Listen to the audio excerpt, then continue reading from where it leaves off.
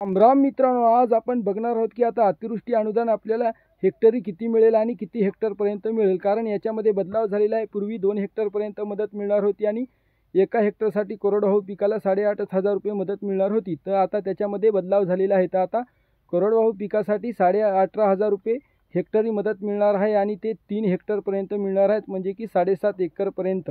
पूर्वी 5 एकरपर्यंत होती आणि बागायती पिकाला मिळणार आहे 32,500 रुपये व हंगामी बागायती पिकाला मिळणार आहे एका हेक्टरसाठी 27,000 रुपये.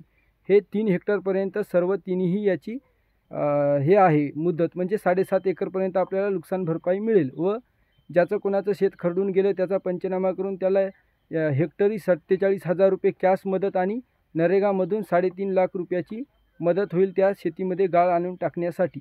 आणि इतरही बऱ्याच गोष्टी जाहीर झालेल्या आहेत, जसे की गाई म्हशीचं नुकसान, दुधाळ ढोराचं नुकसान, ओढकाम करणाऱ्याचं नुकसान, शेळी मेंढी कोंबडी या सर्वच गोष्टीवर आता सरकार मदत करणार आहे.